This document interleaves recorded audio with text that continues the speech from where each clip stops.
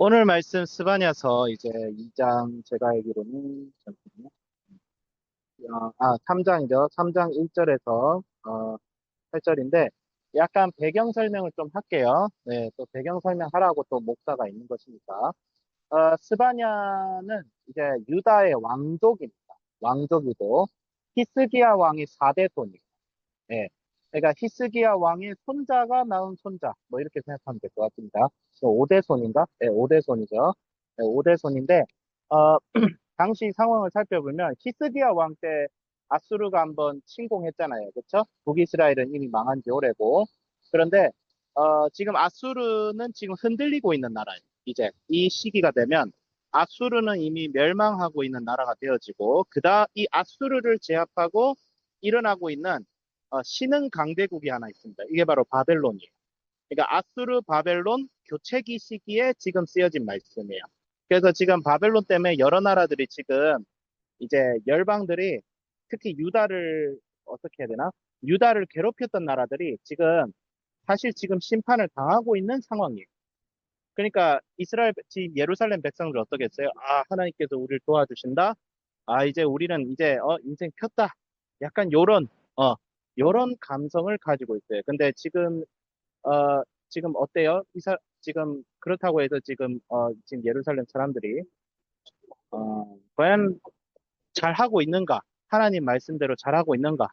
아니라는 거죠. 여전히 우상숭배 계속되고 있죠. 그 다음에 알아야 될 것이 므낫세 왕의 그 50년 동안에 아주 악한 통치가 계속되고 그 이후에 요시야 왕이 돼서 이제 유다를 개혁을 해야겠다라고 했던 그 시점에 스바냐가 지금 예언을 하는 거예요. 예. 근데 아시다시피 우리가 남유다의 역사를 보면 알겠지만 요시야 왕의 개혁은 이미 하나님께서 실패한다고 이미 얘기를 하셨어요. 왜냐하면 요시야 왕에게 이 남유다는 이제 내가 심판을 하지 않으면 더 이상 회개를 할 그럴 여력이 없다. 그러니까 하나님께서 뭐라고 하셨냐면 요시아야 너의 때에 내가 심판을 하진 않겠지만 이미 남유다는 나의 심판을 받을 수밖에 없는 상황이다. 그렇게 얘기를 하셨단 말이에요. 그렇다면 이것을 달리 해석하자면 요시아 왕 때 유다와 예루살렘이 회개하려고 그렇게 노력했지만 과연 현실적으로 지금 유다의 영적 상태가 그들의 도덕적 상태가 과연 좋은 시대였겠느냐? 전혀 아니라는 거예요. 오히려 더 사람들은 기고만장해가지고 하나님 말씀대로 회개하지 않고 않으면서 우리 이제 핍박 안 당한다 하나님이 우리 편이다 하면서 자기 마음대로 살고 있는 이런 방자한 생활을 하고 있었을 가능성이 크다는 거죠. 이럴 때에 스바냐 선지자가 너희들 안심하지 마라. 이 장에서 먼저 이방 민족들 심판을 당하죠. 실제로 일어나고 있는 일들이니까.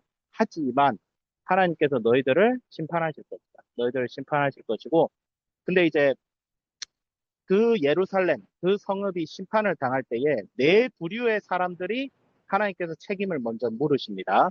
첫 번째는 방백이에요. 방백은 뭐예요? 바로 귀족들. 그 당시 나라의 정치적, 경제적 권위를 가지고 있던 사람들이죠. 그 사람들을 먼저 얘기하고 그 다음에 누굴 얘기해요? 그 다음에는 그 다음에는 법관들, 재판관들, 즉 법을 가지고 재판하는 사람들을 하나님께서 뭐라 하십니까? 그 다음에 세 번째 부류는 누구예요? 선지자들. 선지자의 역할은 뭐예요? 하나님의 말씀을 전하는 자. 선지자는요, 하나님의 말씀을 전하는 자들입니다. 다른 거라면 이 당시에는 하나님께서 성령의 영감을 통해서, 왜냐하면 이 당시에는 말씀이 쓰여져 있지 않았기 때문에 하나님께서 천상에서 무엇을 하는지를 듣고 그것을 지상에 전하는 자들이 선지자였어요. 지금은 뭐예요? 하나님의 말씀이 이 땅에 이미 내려왔죠. 예수님을 통해서. 그래서 쓰여진 말씀을 전하는 자가 선지자예요. 그래서 사실 목사가 선지적 사명을 가지고 있어요. 그러니까 뭐 여기 선지자는 목사라고 봐도 되겠죠. 그 다음에 누구예요? 제사장. 제사장은 뭐예요? 이스라엘 백성들의 속죄를 담당하는 자들이죠. 근데 이 사람들도 타락했어요. 그러니까 뭐예요? 복음도 없고 예배도 엉망이고 영적이고 세속적 권위를 가진 사람들은 다 방자히 행하는 이 악하기 그지함이 예루살렘에 대해서 하나님께서 내가 결코 너희들을 놓아주지 않겠다 이 뜻이에요. 너희들 지금 뭐 심판을 면했다고 지금 착각을 하는 것 같은데 어? 하나님과의 언약을 어긴 너희들에게서 내가 반드시 책임을 물을 것이다. 네. 이게 사실 이 본문 말씀의 핵심이에요. 그럼 우리가 한 가지 물어볼 수 있어요. 하나님께서는 자기 백성을 긍휼히 여기지 아니하시는 분이신가? 하나님께서는 자기 백성의 부족함을 돌아보지 않으시고 왜 이렇게 혹독하신가? 그래서 어떤 사람은 너무 착각해서 구약의 하나님과 신약의 하나님이 막 다르다. 이렇게 막 이상한 소리를 하는 사람들이 있어요. 뭐 마르시온이라고 하죠. 이단입니다. 이단. 말도 안 돼. 근데 그렇지가 않습니다. 구약의 하나님도 신약의 하나님도 같아요. 다른 점은 뭐냐면, 하나님께서는 자기 백성을 심판하시지만 남은 자들을 구원하신다고 합니다. 여기서 남은 자들은 뭐예요? 하나님을 진정으로 사랑하고 그렇게 그분의 말씀대로 살려 하고 그다음에 회개하는 자들. 그런 자들을 하나님께서 반드시 건지시겠다고 하셨어요. 우리가 다니엘서를 보면 알겠지만 포로로 끌려온 다니엘과 그의 세 친구를 하나님께서 끝까지 붙잡으시는 그 장면을 우리가 볼 수 있습니다. 그럼 여기서 우리가 저는 이제 이 말씀을 보면서 뭐를 적용하냐면 하나님께서는 믿는 자들을 반드시 구원하십니다. 그걸 우리가 믿어야 돼요. 믿는 자들을 반드시 구원해야 되는데 하나님께서 믿는 자들이라고 정의하신 사람들이 바로 남은 자들이에요. 사실. 예. 남은 자들은 어떤 자들이냐면, 교회가 예를 들어서 우리로 치면 교회가 타락하고, 복음도 없고, 세상도 정부, 법과 모든 이 세상 사회가 잘못되어 가고 있을 때, 하나님께서는 그 중에서도 남는 자들을 구원하신다. 예. 그 남는 자들은 뭐예요? 진실로 예수님을 믿고, 나의 주, 나의 왕으로 영접한 사람들. 예. 그런 사람들을 하나님께서 반드시 구원하시고, 그러면 이제 하나님의 역할은 뭐예요? 그 남은 자들을 위해서 심판하십니다. 왜? 남은 자들이 사실은 뭐예요? 이 타락한 유다와 예루살렘 속에서는 이미 핍박을 당하고 있습니다. 사실 영적 상태가 좋지 않은 교회에서는 성도들이 고통을 당합니다. 그러니까 목사가 타락하면 성도들이 고통을 당합니다. 왜? 사꾼 목자는 양을 지키기 위해서 존재하지 않고 양을 팔아서 자기 이득을 취합니다. 그래서 한국교회 성도님들이 얼마나 힘들어요. 교회를 다니지만 은혜를 누리지 못하고 교회를 다니지만 하나님의 말씀을 알지 못하고 그냥 오늘이 좋사오니 하면서 다니고 있는 거지 지금 교회 생활이란 거예요. 그게 싫어서 뛰쳐나간 애들이 2030. 교회 있어봤자 별 소용없다. 은혜도 없고 뭐 여기 왜 다니는지도 모르겠고 오늘 우리의 세대가 보여주고 있어요. 2030 지금 30대 40대는 교회에서 없어졌어요. 이미 사라져가고 있어요. 예. 좀 규모가 큰 교회만 남아있을 뿐이에요. 예. 10대들 없어요. 진짜로 없습니다. 통계를 보면 제가, 정말 저도 이제 목회자 예비 후보생으로서 심각할 정도로. 근데 이게 무엇일까? 진정한 목자가 없는 상황. 예. 목자가 많이 부족한 상황. 그래서 하나님께서는, 왜 교회를 심판하시느냐? 바로 예수님을 믿고 정말 예수님을 따르려고 하는 사람들을 위해서 교회를 심판하십니다. 왜? 그래야 새로운 교회가 세워지기 때문에.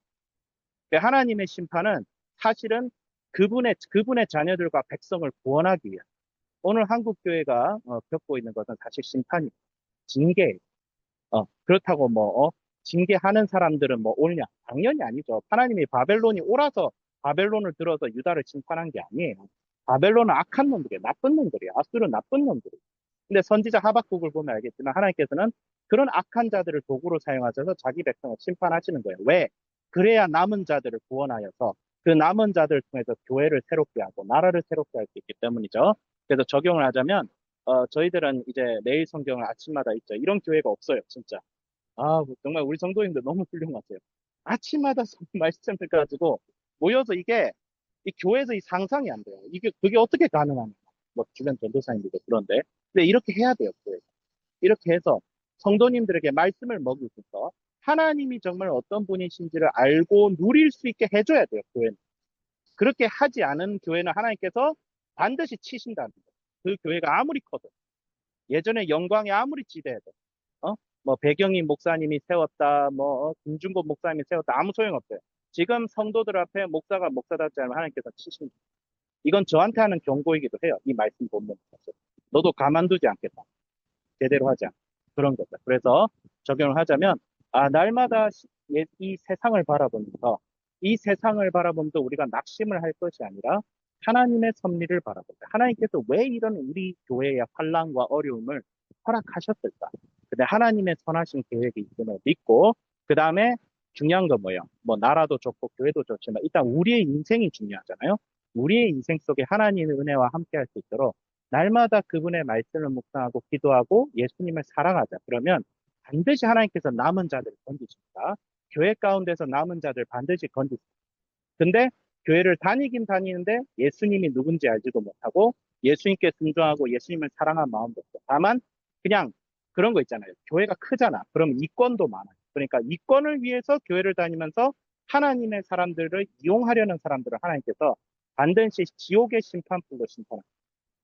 그거는 확실해. 그거는 확실해.